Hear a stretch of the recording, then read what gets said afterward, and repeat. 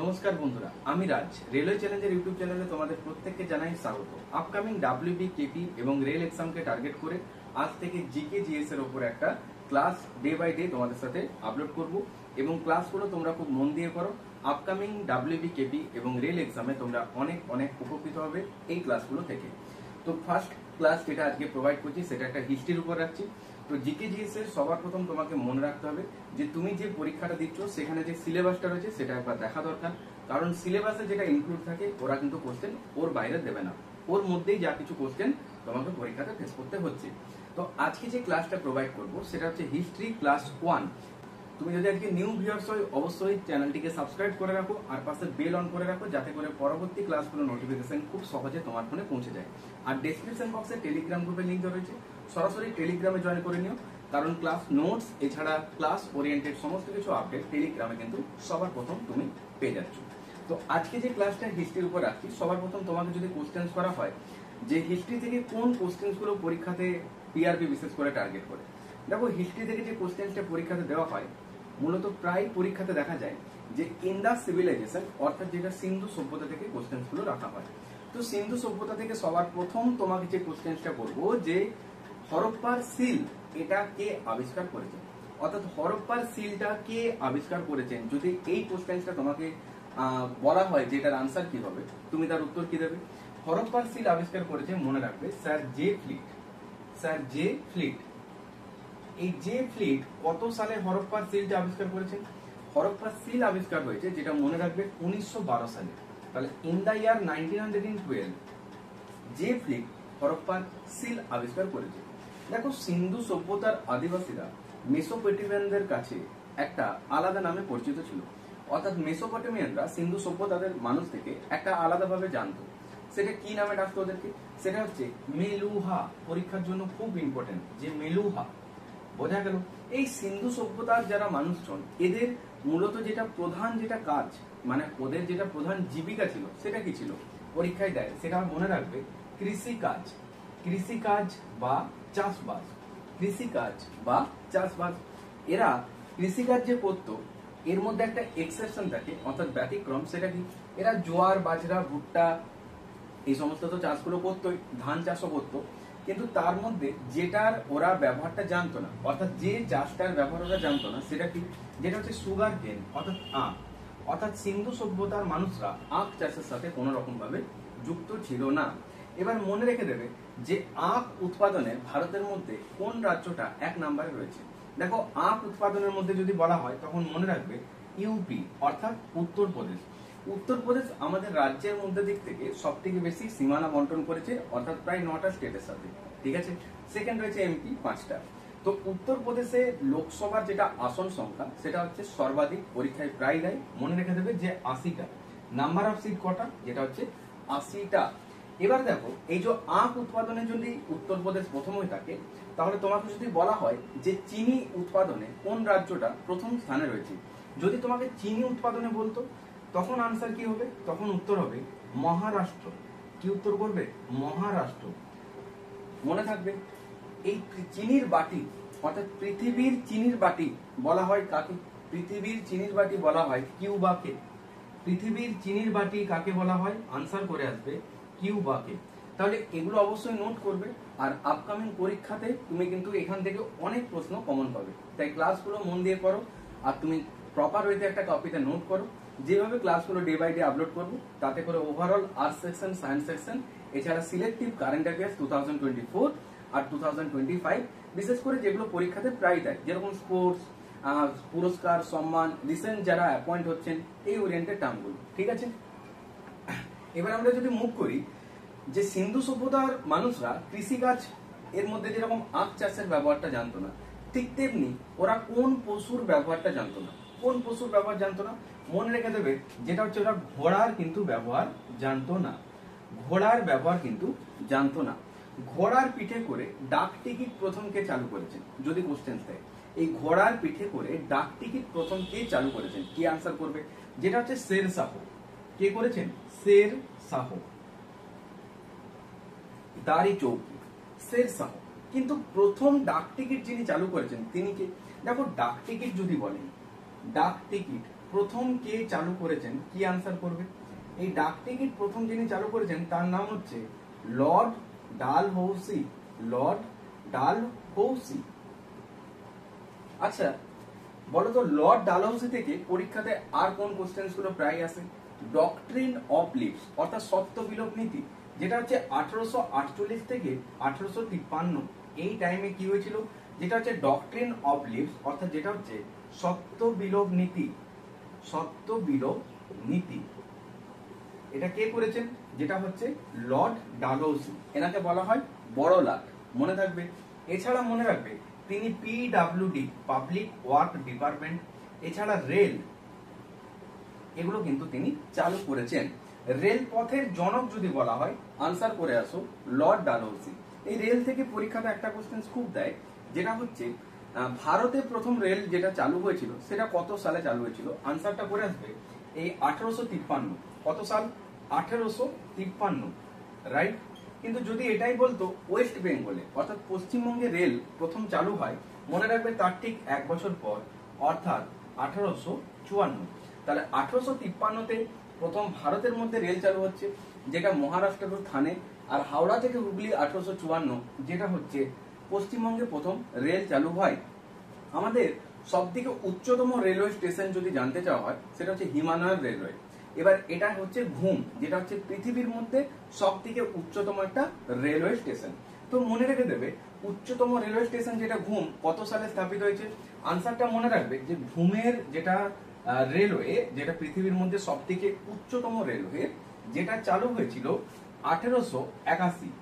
এই সালটা পরীক্ষার জন্য খুবই ইম্পর্টেন্ট। যদি বলো কেন? কারণ এটা একটা পৃথিবীর মধ্যে উচ্চতম রেলওয়ে স্টেশন, তাই না? হিমালয়ান রেলওয়ে যেটা ঘুম। এবার এটা মনে রাখতে পারো কি করে এই সালটা? দেখো 1 আর 8 যোগ করলে কত হয়? বলবে 9, আর তার স্কয়ার করলে কত হয়? যেটা হচ্ছে 81। তাহলে মনে রাখার জন্য এই ট্রিক্সটা ফলো করতে পারো যে 1 আর 8 যদি যোগ করি সেটা 9, আর তার স্কয়ার নাম্বারটা তারপর বসে আছে, অর্থাৎ 1881। ক্লিয়ার হয়েছে? এই দার্জিলিং থেকে পরীক্ষায় কি কোশ্চেন চাই জানো? দার্জিলিং ভেঙে কালিম্পং জেলাটা প্রতিষ্ঠিত হয়েছিল। তাছাড়া মনে রাখবে ইন দা ইয়ার 2004 কি হয়েছে? এই 2004-এ প্রথম জিআই ট্যাগ, এই জিআই এর ফুল ফর্ম কি? যেটা হচ্ছে জিওগ্রাফিক্যাল ইন্টেলিজেন্স। তাহলে ফার্স্ট জিআই ট্যাগ যেটা পেয়েছিল সেটা হচ্ছে কিন্তু দার্জিলিং চা। ফার্স্ট জিআই ট্যাগ 2004-এ যেটা পেয়েছিল সেটা হচ্ছে দার্জিলিং চা। দার্জিলিং চা, মনে থাকবে। এই চা থেকে পরীক্ষায় কি কোশ্চেন চাই? চা উৎপাদনে যদি তোমাকে বলা হয় যে প্রথম আমাদের ভারতের মধ্যে রাজ্য কোনটা, আনসার কি করবে? যেটা হচ্ছে আসাম। তাহলে চা উৎপাদনে প্রথম রাজ্য কোনটা? আসাম। কিন্তু যদি বলা হয় যে সেকেন্ড কোনটা, উত্তর হবে ওয়েস্ট বেঙ্গল। ক্লিয়ার? কিন্তু যদি তোমাকে বলে জেলার মধ্যে দিয়ে প্রথম কোন জেলাটা ফার্স্টে রয়েছে, তখন উত্তর হবে কিন্তু দার্জিলিং চা। ক্লিয়ার হয়েছে? একটা জিনিস মনে রাখবে যে চা চাষটা কোন মাটিতে সব থেকে ভালো হয়, উত্তরটা করে আসবে পরীক্ষাতে ল্যাটেরাইট মৃত্তিকা। এই যে ল্যাটেরাইট মৃত্তিকা থেকে যদি কোশ্চেন বলি কিরকম হতে পারে, ল্যাটেরাইট মৃত্তিকার মধ্যে সব থেকে মেন যেটা সেটা হচ্ছে এখানে Fe2O3 অর্থাৎ যেটা আয়রন অক্সাইডের পরিমাণটা সব থেকে বেশি থাকে। যে মাটির মধ্যে আয়রন অক্সাইড লোহার পরিমাণটা বেশি থাকবে সেই মাটির রং হয়ে যাবে লাল। ওই জন্য ল্যাটেরাইট মৃত্তিকাকে বলা হয় লাল মাটি। এই লাল মাটিটা বাঁকুড়াতে খুব বেশি দেখা যায়, পুরুলিয়া দিকেও দেখা যায়। এই লাল মাটি যেটা ল্যাটেরাইট মৃত্তিকা, এখানে লোহার পরিমাণ বেশি বলে এই মাটির রং হচ্ছে লাল, আর এই মাটিতে চা চাষ সব থেকে ভালো হয়। চা থেকে পরীক্ষায় আরেকটা কোশ্চেন দিতে পারে যে তোমাকে যদি বলা হয় যে সেন্ট্রাল টি অর্থাৎ কেন্দ্রীয় চা গবেষণাগার কেন্দ্রটা কোথায় রয়েছে, আনসার কি করবে? মনে রাখবে জোড়হাত করে বলছি একটু চা খাওয়াও, অর্থাৎ জোড়হাত করে বলছি একটু চা খাওয়াও, দ্যাট মিনস আসামের জোড়হাট। কি বললাম? আসামের জোড়হাট। তাহলে এই যে টার্মগুলো, এগুলোকে তোমাকে খুব সুন্দরভাবে মনে রাখতে হচ্ছে। আসামের যেটা জোড়হাট, এখানে কি হচ্ছে? এখানে আমাদের ভারতের মধ্যে যেটা কেন্দ্রীয় চা গবেষণাগার কেন্দ্র সেটা রয়েছে আসামের জোড়হাটে। ক্লিয়ার? আসামের জোড়হাট। এবার যখন এই চাটা বললাম তাহলে সঙ্গে সঙ্গে তোমাদেরকে কফিটাও মনে রাখতে হবে। কফিটা হচ্ছে ওয়ান টাইপ অফ সিড, যেটাকে বলা হয় বীজ। এখান থেকেই ক্যাফিন পাওয়া যাচ্ছে। ঠিক আছে? এবার দেখো এই যে কফি উৎপাদনে ভারতের মধ্যে সব থেকে 1 নাম্বার যে রাজ্যটা সেটা হচ্ছে কর্ণাটক। সেটা হচ্ছে কর্ণাটক, মনে থাকবে। কফি উৎপাদনে 1 নম্বরে যে রাজ্যটা সেটা হচ্ছে কর্ণাটক। তাহলে কেন্দ্রীয় কফি গবেষণাগার কেন্দ্রটা কোথায় রয়েছে? কি আনসার করবে? কর্ণাটকে, যেটা হচ্ছে চিকমাগালুর। চিকমাগালুর। দেখো জিকে জিএস কিন্তু তোমাকে এইভাবেই পড়তে হবে। তুমি হিস্ট্রি, ইন্ডাস সিভিলাইজেশন পড়ছো, তা বলে তুমি যে শুধু ওই জায়গাটার মধ্যে সীমাবদ্ধ থাকবে এমনটা না। তুমি তার থেকে একটু বাইরে দিকে যাও, সেখান থেকে অ্যানাদার কোশ্চেন্স গুলোকে লিঙ্ক করো, এক্সাম ওরিয়েন্টেড কোশ্চেন্স কি কি তার সাথে টাচ আপ করতে পারবে। এইভাবে তোমাকে জিকে জিএসটা কমপ্লিট ওয়েতে পড়তে হবে, যাতে করে প্রপার ওয়েতে তোমার প্রিভিয়াস পড়া এবং তার সাথে including upcoming exam oriented questions গুলো খুব সুন্দরভাবে তুমি বন্ড করে রাখতে পারো। কারণ জিকে জিএসটা হচ্ছে ওভারঅল একটা কালচারের উপর দাঁড়িয়ে রয়েছে। তুমি যতই ভালোভাবে মুখস্থ করো না কেন, রিভিশন যদি ঠিকঠাক না রাখতে পারো, জিকে জিএস কিন্তু অনেক তাড়াতাড়ি ভুলে যেতে পারো। বুঝতে পারলে? তাহলে কর্ণাটকের চিকমাগালুরে কি রয়েছে? কেন্দ্রীয় কফি গবেষণাগার কেন্দ্র রয়েছে। আমি আবার সিন্ধু সভ্যতাতে মুভ করব। সিন্ধু সভ্যতা থেকে পরীক্ষায় আর কি কোশ্চেন হতে পারে? দেখো, সিন্ধু সভ্যতা থেকে যে কোশ্চেনটা দেয় যে টোটাল কেন্দ্র কতগুলো রয়েছে, মনে রাখবে 250টা কেন্দ্র রয়েছে। 250টা কেন্দ্র রয়েছে। এখান থেকে একটা কোশ্চেন দেয় কিরকম জানো? যে প্রথম আবিষ্কৃত যে কেন্দ্রটা, অর্থাৎ সিন্ধু সভ্যতা প্রথম আবিষ্কৃত যে কেন্দ্রটা, অ্যাকচুয়ালি জন মার্শালের নেতৃত্বে খনন কার্য হয়েছিল এবং এই সিন্ধু সভ্যতার নামকরণটা হয়েছিল। এবার সিন্ধু সভ্যতার প্রথম আবিষ্কৃত যদি কেন্দ্র জানতে চাওয়া হয়, আনসারটা করে আসবে হরপ্পা। এবং দ্বিতীয় আবিষ্কৃত কেন্দ্র যদি বলা হয়, তখন উত্তরটা করে এসো মহেঞ্জোদারো। এখান থেকে কি কি কোশ্চেন পরীক্ষায় দেয়? দেখো, হরপ্পা থেকে যে কোশ্চেনটা পরীক্ষাতে দেয়, যেটা প্রায় পিওইকিউতে দেখা যায়, সেটা কি? যে হরপ্পাটা কত সালে আবিষ্কৃত হয়েছিল? উত্তর কি করবে? যেটা হচ্ছে 1921 সালে। তাহলে ইন দা ইয়ার 1921 এই টাইমে কি হয়েছিল? সিন্ধু সভ্যতার যেটা প্রথম আবিষ্কৃত কেন্দ্র, যেটা হরপ্পা, এটা এস্টাবলিশ হয়েছিল। এবার এটা কে এস্টাবলিশ করেছেন, মানে এটা কে স্থাপিত করেছেন? আনসার কি করবে? যিনি হচ্ছেন দয়ারাম সাহানি। দয়ারাম সাহানি। দয়ারাম সাহানি। এখান থেকে আর কি কি কোশ্চেন হয় জানো? যে সবথেকে বৃহৎ শস্যাগারটা কোথায় রয়েছে? বৃহৎ শস্যাগার। দেখো, বৃহৎ শস্যাগার যদি বলা হয়, তখন মনে রেখে দেবে যে এটার উত্তর হবে হরপ্পা। এবার বৃহৎ শস্যাগারটা যেটা রয়েছে সেটা হরপ্পাতে। কিন্তু আরেকটা শস্যাগার রয়েছে যেটা মহেঞ্জোদারোতে রয়েছে, যেটা কিনা আবার সিন্ধু সভ্যতার যে প্রাপ্ত অট্টালিকাগুলো রয়েছে তার থেকেও নাকি সর্ববৃহৎ। কিন্তু এটা হরপ্পাতে যেটা রয়েছে সেটা হচ্ছে বৃহৎ শস্যাগার। এই শস্যাগারটা না দুটো ব্লকে বিভক্ত ছিল। এই যে দুটো ব্লকে বিভক্ত ছিল, আবার প্রত্যেকটা ব্লক ছটা ছটা করে ডিভিশনে বিভক্ত ছিল। বুঝতে পারলে? প্রত্যেকটা ব্লক এইভাবে ছটা, এখানেও ছটা ব্লকে বিভক্ত ছিল। ক্লিয়ার হয়েছে? এখান থেকে পরীক্ষাতে কোশ্চেন দিতে পারে যে কটা ব্লকে বিভক্ত। আনসার হবে দুটো ব্লকে বিভক্ত। প্রতিটা ব্লক আবার কটা ভাগে বিভক্ত? আনসার করে আসবে ছটা ব্লকে বিভক্ত। এখান থেকে একটা কোশ্চেন দেয় যে হরপ্পাটা কোন নদীর তীরে অবস্থিত। অনেক স্টুডেন্ট এটা কিন্তু পাজল হয়ে যায়। হরপ্পা বললে মনে রাখবে যেটা হচ্ছে রাভি নদীর তীরে অবস্থিত, যেটা বলি ইরাবতী নদী। ঠিক আছে? কিন্তু মহেঞ্জোদারো যদি বলা হয়, তখন আনসারটা করে আসবে সিন্ধু নদীর তীরে অবস্থিত। মহেঞ্জোদারো যেটা বলবে সেটা হচ্ছে সিন্ধু সভ্যতার দ্বিতীয় আবিষ্কৃত কেন্দ্র। এবার একটা জিনিস বলো তো, সিন্ধু সভ্যতার যেটা দ্বিতীয় আবিষ্কৃত কেন্দ্র, যেটা মহেঞ্জোদারো, এটা কে আবিষ্কার করেছেন? আনসারটা বলবে তোমরা রাখাল দাস বন্দ্যোপাধ্যায়। একদম কারেক্ট। এবার রাখাল দাস বন্দ্যোপাধ্যায় কত সালে করেছেন? ঠিক এর পরের বছর, অর্থাৎ 1922 সালে।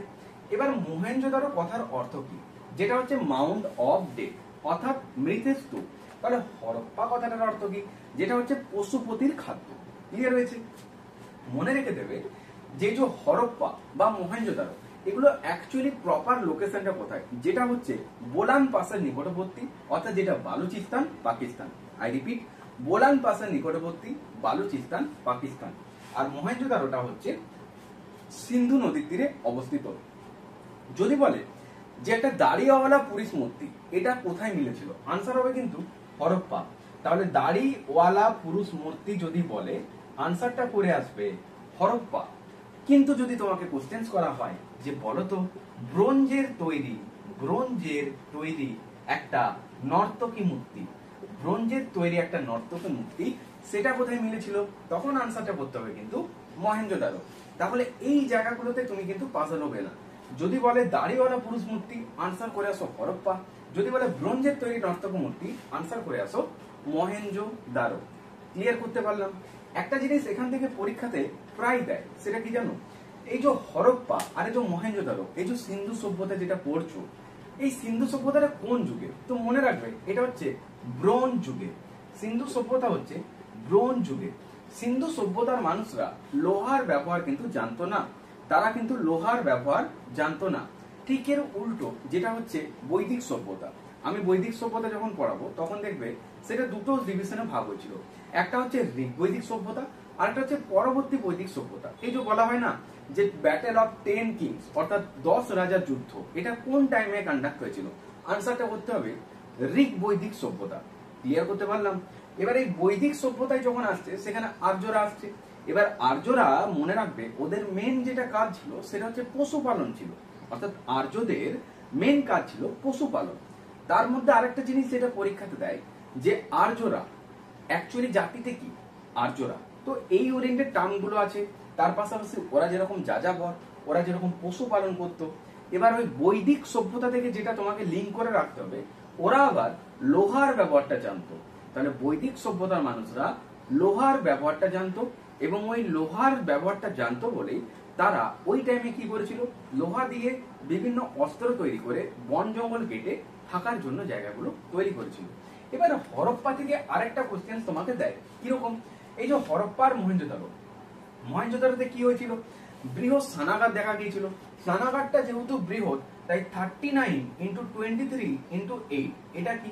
এটা হচ্ছে L into B into H, অর্থাৎ যেটাকে আমরা বলি ভলিউম, আয়তনটা কত। যেহেতু বৃহৎ স্নানাগার তাই এর তোমাকে প্রপার ওয়েতে লেন্থ, ব্রেথ আর হাইটটা জানাটা খুব দরকার, যেটা হচ্ছে 39 ইন্টু 23 ইন্টু 8 এত মিটার। ক্লিয়ার হয়েছে? একটা জিনিস তোমাকে যদি বলা হয় যে মহেঞ্জোদারো আর হরপ্পা, এখানে পোড়া মাটির ইট দ্বারা বাড়ি নির্মিত হতো।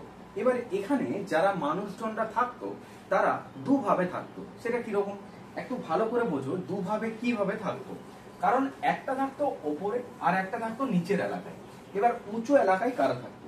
তোমাকে যদি বলা হয় যে এটা ধরে নাও উঁচু এলাকা আর এটা ধরে নাও নিচু এলাকা, এবার এই যে উঁচু এলাকায় কারা থাকতো? উঁচু এলাকাতে থাকবে যারা শাসক গোষ্ঠীর লোক। শাসক গোষ্ঠীর লোক অ্যাকচুয়ালি এদের শাসন ব্যবস্থা কেমন ছিল সেটা কিন্তু ঠিকঠাক জানা যায়নি, কিন্তু যতটা জানা গিয়েছে তাতে করে বোঝা গিয়েছে যেটা একটা কেন্দ্র শাসিত রাজ্য ছিল, অর্থাৎ এটা কেন্দ্র শাসিত রাজ্য ছিল। তাহলে ওপরে কারা থাকতো? না উঁচু এলাকাগুলোই থাকতো শাসক গোষ্ঠীর লোকেরা। শাসক কারা করতো, অর্থাৎ শাসনটা করতো কারা? একটা পুরোহিত সম্প্রদায় করতো, যেটা ডিডি কৌশাম্বী বলেছেন, অর্থাৎ ডিডি কৌশাম্বী তিনি বলছেন যে পুরোহিত সম্প্রদায়রা নাকি এখানে শাসন কার্য করে গেছেন। ঠিক আছে? আবার আর এস শর্মা বলছেন না না না না, এখানে নাকি বণিক সম্প্রদায়ের যারা মানুষ তারা নাকি এখানে শাসন করেছেন। তাহলে আর এস শর্মা কি বলছেন? যে বণিক সম্প্রদায়ের মানুষরা এই সিন্ধু সভ্যতায় কি করেছেন? শাসন কার্য চালিয়ে গেছেন। আবার ডিডি গোস্বামী বলছেন না, এখানে যারা পুরোহিত সম্প্রদায় তারা কিন্তু এখানে শাসন কার্য চালিয়েছেন। তাহলে তোমাকে একটা জিনিস মনে রাখতে হবে, উঁচু এলাকায় কারা থাকতো? শাসক গোষ্ঠীর লোকেরা থাকতো, অর্থাৎ পুরোহিত এবং বণিক সম্প্রদায়। ঠিক আছে? তাহলে নিচু এলাকায় কারা থাকতো? সাধারণ মানুষরা বাস করতো, যেটা ওই যে পোড়া মাটির ইট দ্বারা নির্মিত বাড়িগুলো। উঠান, নলকূপ সমস্ত কিছু এখানে কিন্তু সিস্টেমেটিক ব্যবস্থাগুলো ছিল। এখানে যে শেপটা সেটা মনে রাখবে যে 90 ডিগ্রি কোণে ডিভিশন হয়েছে বলে তার জন্য কি হয়েছে? এটা রেক্টেঙ্গেল শেপ এবং স্কোয়ার শেপ নিয়েছে, অর্থাৎ আয়তাকার এবং বর্গাকার। এই শেপটা কেন করতে পেরেছে? কারণ প্রত্যেকটা দিকে 90 ডিগ্রি অ্যাঙ্গেলে এটা কিন্তু ডিভিশন হয়ে গেছে, যে কারণে এদের এরিয়াটা যেটা বলতে পারবে তুমি যে একটা আয়তাকার এবং বর্গাকার শেপ নিয়েছে। এখান থেকে ভিভিআই যে কোশ্চেনটা সেটা হচ্ছে যে সিন্ধু সভ্যতায় ধান চাষের নিদর্শনটা কোথায় মিলেছে। এবার ধান চাষের নিদর্শন তোমরা অনেকেই জানো যে লোথাল এবং রাংপুর। তাহলে ধান চাষের নিদর্শন যদি বলা হয় উত্তর করে আসবে লোথাল এবং রাংপুর, রাইট? এই লোথাল থেকে কি কি কোশ্চেন পরীক্ষার জন্য ইম্পর্টেন্ট? সিন্ধু সভ্যতা সব থেকে প্রাচীনতম পোতাশ্রয় যেটাকে বলা হয় বন্দর, সেটার নাম কি? সেটা হচ্ছে লোথাল, তাই তো? তোমাকে যদি কোশ্চেন করি যে বলতো লোথালটা কোন নদীর তীরে অবস্থিত, উত্তর করবে লোথাল হচ্ছে ভোগাবর নদীর তীরে অবস্থিত। লোথালটা হচ্ছে ভোগাবর নদীর তীরে অবস্থিত। এবার এই যে লোথাল এটা কত সালে এস্টাবলিশ হয়েছে, কি আনসার করবে? লোথালটা হচ্ছে 1954। এটা কে কে আবিষ্কার করেছেন? উত্তর কি করবে? একজন হচ্ছে জেপি যোশী এবং আর এস বিশ্ব। জেপি যোশী এবং আর এস বিশ্ব 1954। লোথাল থেকে পরীক্ষাতে পিআরবি বা রেল এই সমস্ত পরীক্ষাগুলো তুমি যখন দেবে, এখানে কিরকম কোশ্চেন গুলো টার্গেট করে? লোথাল এটা কি একটা ট্যাক্স ফ্রি বন্দর, অর্থাৎ যেটাকে বলা হয় শুল্ক মুক্ত বন্দর, শুল্ক মুক্ত বন্দর, ঠিক আছে, অর্থাৎ ট্যাক্স লাগে না, ট্যাক্স ফ্রি, এটা একটা বন্দর। ক্লিয়ার? সিন্ধু সভ্যতার সব থেকে বৃহত্তম বন্দর এবং পুরাতন বন্দরটা হচ্ছে লোথাল। এই লোথাল বর্তমানে কোথায় রয়েছে? আনসার কি করবে? যেটা হচ্ছে গুজরাট রাজ্য। এই গুজরাট থেকে পরীক্ষাতে অনেক রকম কোশ্চেন হতে পারে, তার মধ্যে যে কোশ্চেনটা বারবার টার্গেট করে যে কোস্টাল লাইন, যেটাকে বাংলায় বলা হয় উপকূল রেখার দৈর্ঘ্য, যেটা প্রায় 1600, কারণ 1576.6 আর তার সাথে 1600, এটা হচ্ছে টোটাল কি উপকূল রেখার দৈর্ঘ্য, মানে কোস্টাল লাইন, যেটা গুজরাটে। এই গুজরাটে টোটাল বন্দর যদি বলা হয় 41টা রয়েছে। এই 41টার মধ্যে কি কি রয়েছে? বৃহৎ বন্দর রয়েছে, মাঝারি বন্দর রয়েছে এবং ক্ষুদ্র বন্দর রয়েছে, কিন্তু প্রধান যে বন্দরটা সেটাই হচ্ছে এই লোথাল বন্দরটা, ঠিক আছে। এর তাহলে বর্তমান নাম কি? এখন তো আর লোথাল নেই, যেটা হচ্ছে কান্ডালা দীনদয়াল বন্দর। বুঝতে পারলে? এই কান্ডালাটা হচ্ছে একটা ট্যাক্স ফ্রি অর্থাৎ শুল্ক মুক্ত একটা বন্দর। ক্লিয়ার করতে পারলাম?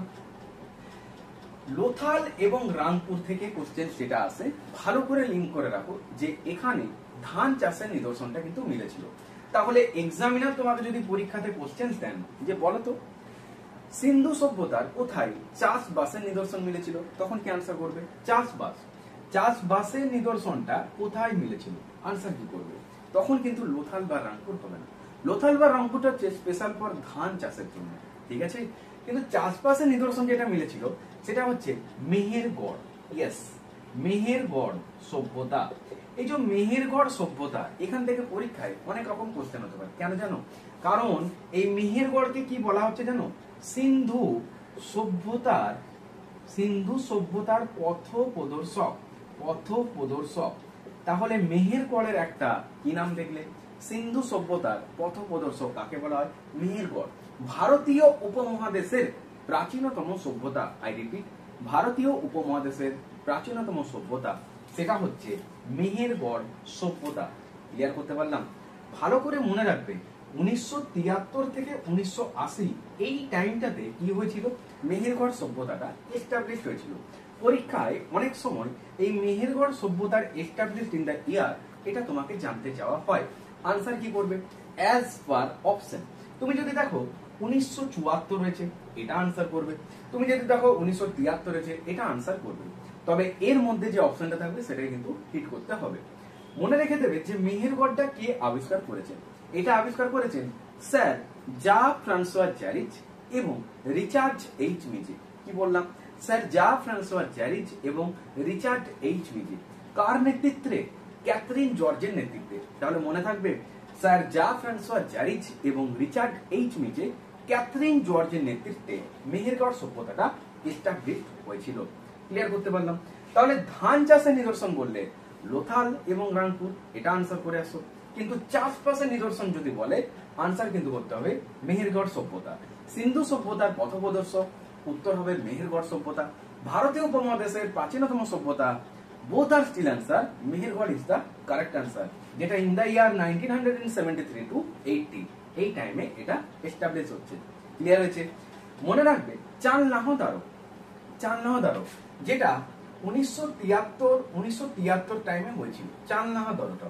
এই চালনাহদারো থেকে একটা কোশ্চেন পরীক্ষায় জানতে চায়, সেটা কি জানো? চালনাহদারোটা ননী গোপাল মজুমদার এস্টাবলিশ করেছেন। এই চালনাহদারোতে সব থেকে মোস্ট ইম্পর্টেন্ট যেটা, এই যে দোয়াতকালী। তাহলে দোয়াতকালী নিদর্শন কোথায় মিলেছে? যেটা হচ্ছে চালনাহদারো। আরেকটা জিনিস মনে রেখে দেবে, লিপস্টিকের নিদর্শন, এটা কোথায় মিলেছে? চালনাহদারো। তাহলে চালনাহদারোটা এস্টাবলিশ করছেন কে? ননী গোপাল মজুমদার। আর চালনাহদারোতে যেটা মিলেছিল দোয়াতকালী এবং লিপস্টিকের নিদর্শন। কালীবঙ্গান, যেটা located in the state in Rajasthan. তাহলে কালীবঙ্গানটা কোন নদীর তীরে অবস্থিত? আনসার করে আসবে ঘরঘরা নদীর তীরে অবস্থিত। তাহলে কালীবঙ্গানটা কোন নদীর তীরে অবস্থিত? আনসার করে আসো ঘরঘরা নদীর তীরে অবস্থিত। It's located in the state in Rajasthan. এই যে রাজস্থান, রাজস্থান হচ্ছে আমাদের ভারতের মধ্যে আয়তনের দিক থেকে 1 নাম্বার রাজ্য, বৃহত্তম। অর্থাৎ আয়তনে বৃহত্তম রাজ্য হচ্ছে রাজস্থান, ক্ষুদ্রতম হচ্ছে গোয়া। 1987-তে গোয়া কি হয়েছিল? অঙ্গরাজ্যের মর্যাদা পেয়েছিল। ঠিক তেমনি সিকিম 1975-এ অঙ্গরাজ্যের মর্যাদা পেয়েছে। এই যে সিকিম, হিমাচল প্রদেশের সিকিম, এখানে কি রয়েছে? মনে রেখে দেবে যে হিমাচল প্রদেশের সিমলা এখানে সেন্ট্রাল পটেটো রিসার্চ ইনস্টিটিউট, যেটা আগে বিহারের পাটনাতে ছিল, যেটা আগে ছিল কেন্দ্রীয় আলু গবেষণাগার কেন্দ্র, এটা এট প্রেজেন্ট রয়েছে হিমাচল প্রদেশের সিমলা। এই যে হিমাচল প্রদেশ, সুখবিন্দর সিং সুকু এখানকার চিফ মিনিস্টার, তাই না? এই হিমাচল প্রদেশে মনে রেখে দেবে ভিভিআই যে একটা নিকনেম রয়েছে, যেখানে ফল অনেক বেশি প্রোডাকশন হয়, যে কারণে একে বলা হয় কি, উত্তর কি করবে, ফলের ঝুড়ি। তাহলে ফলের ঝুড়ি কাকে বলা হয়? আনসার করে আসো, হিমাচল প্রদেশ, মনে থাকবে। এবার মনে রাখবে যে রাজস্থান, যেটা বললাম, রাজস্থানের পশ্চিম দিকে যে চলমান বালিয়াড়িটা রয়েছে, সেখানে কি দেখা যায়? ধ্রিয়ান দেখা যায়, তাই না? পরীক্ষায় চলমান বালিয়াড়িকে কি বলে? যেটা হচ্ছে ধ্রিয়ান বলা হয়, যেটা রাজস্থানের পশ্চিম দিকের বালিয়াড়িতে এটা লক্ষ্য করা যায়। মনে রাখবে রাজস্থানের পশ্চিম দিকটাতে যেটা তোমার বালি মরুভূমিটা রয়েছে, সেখানে কিন্তু মরুস্থলী দেখা যায়। এই মরুস্থলী কথার অর্থ কি? দেখো, মহেঞ্জোদারো কথার অর্থ কি? মাউন্ট অফ ডেড, অর্থাৎ মৃতের স্তূপ। আবার মরুস্থলী কথার অর্থ হচ্ছে মৃতের দেশ। তাহলে দুটোকে লিঙ্ক করে রাখো, যে মরুস্থলী কথার অর্থ হচ্ছে মৃতের দেশ, আর মাউন্ট অফ ডেড যেটা হচ্ছে মৃতের স্তূপ, যেটা হচ্ছে ওই মহেঞ্জোদারো কথাটার অর্থ। মনে রেখে দেবে যে রাজস্থানের জয়পুর, যার একটা পার্টিকুলার নিকনেম রয়েছে, যেটা কি, পিঙ্ক সিটি, মানে গোলাপি শহর। রাজা সোয়াইন জয় সিংহ এটা প্রতিষ্ঠা করেছেন জয়পুরটা। তার পাশাপাশি মনে রেখে দেবে যে জয়পুরে সব থেকে বিখ্যাত একটা হস্তি উৎসব হয়, যেটা জয়পুরে হয়। আবার সাদা হাতির দেশ বা শ্বেত হস্তির দেশ কাকে বলা হয়? আনসার কি করবে? বলবে থাইল্যান্ড। এই যে বলে না আমফান ঘূর্ণিঝড়টার নাম কি এনেছেন? উত্তর কি করবে? থাইল্যান্ড।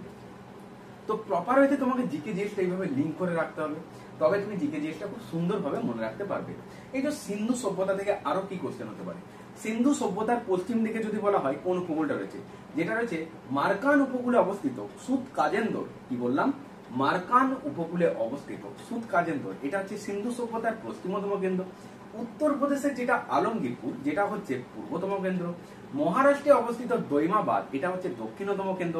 আর জম্মু কাশ্মীরের মান্ডা, এটা হচ্ছে উত্তরতম কেন্দ্র। আই রিপিট, মার্কান উপকূলে অবস্থিত সুতকাজেন্দর সিন্ধু সভ্যতার পশ্চিমতম কেন্দ্র। উত্তরপ্রদেশের আলমগীরপুর, এটা হচ্ছে সিন্ধু সভ্যতার পূর্বতম কেন্দ্র। যদি বলা হয় জম্মু কাশ্মীরের মান্ডা, এটা হচ্ছে সিন্ধু সভ্যতার উত্তরতম কেন্দ্র। আর মহারাষ্ট্রে অবস্থিত দৈমাবাদ, যেটা হচ্ছে সিন্ধু সভ্যতার দক্ষিণতম কেন্দ্র।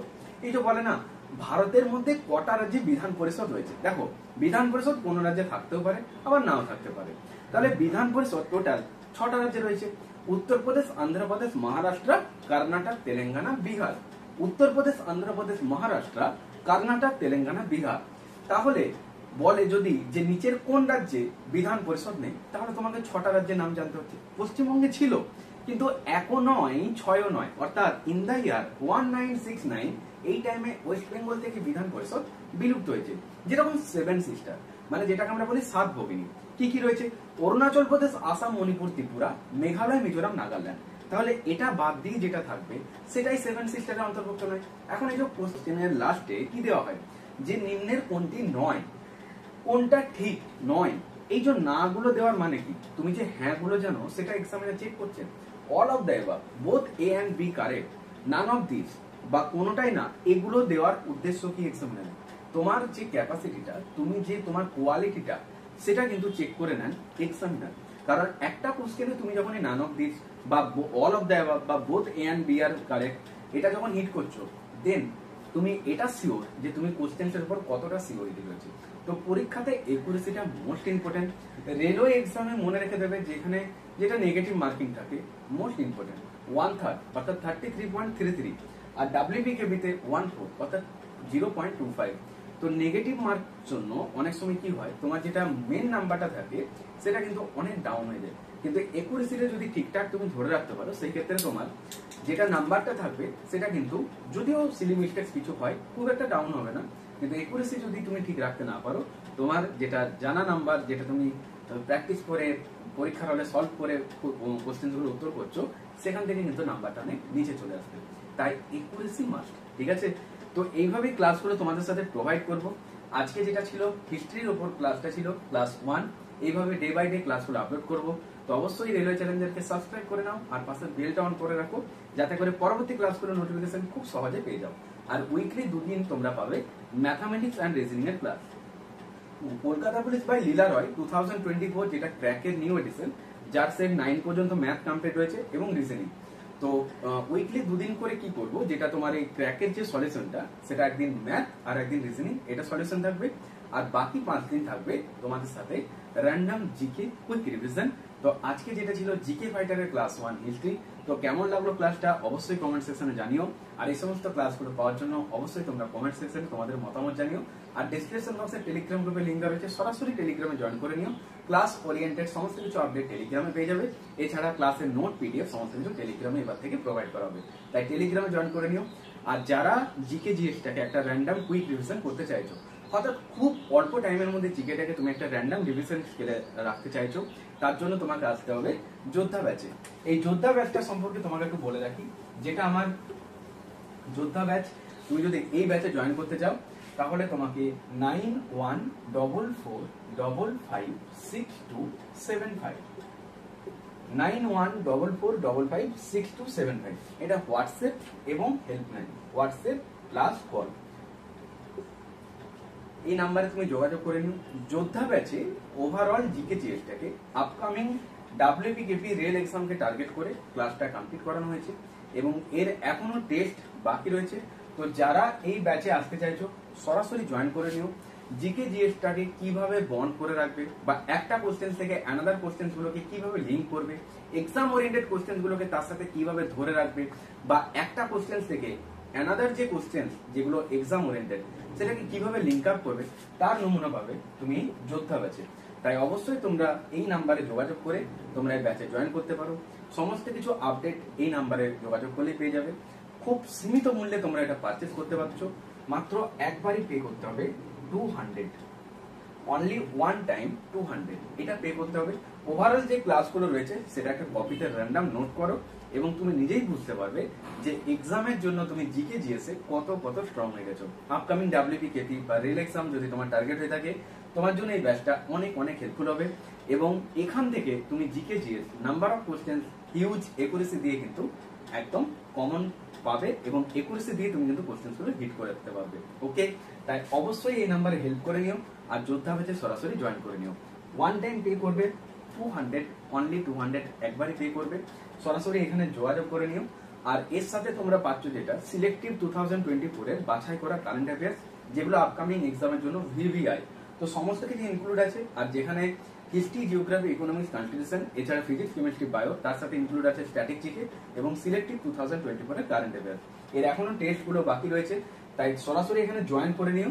দেন ক্লাসগুলো কমপ্লিট করো, তারপর তোমরা কিন্তু গ্রুপে আপডেট পেয়ে যাবে যে তোমাদের এবার টেস্ট শুরু হবে। তো এর উপর বেস করে তোমাদের 2-3টে টেস্ট নেবো, যেটা তোমার আপকামিং এক্সামের জন্য অনেক হেল্পফুল হবে। তো প্রত্যেকে ভালো থেকো, মন দিয়ে পড়াশোনা করো। দেখা হচ্ছে নেক্সট ক্লাসে। টাটা।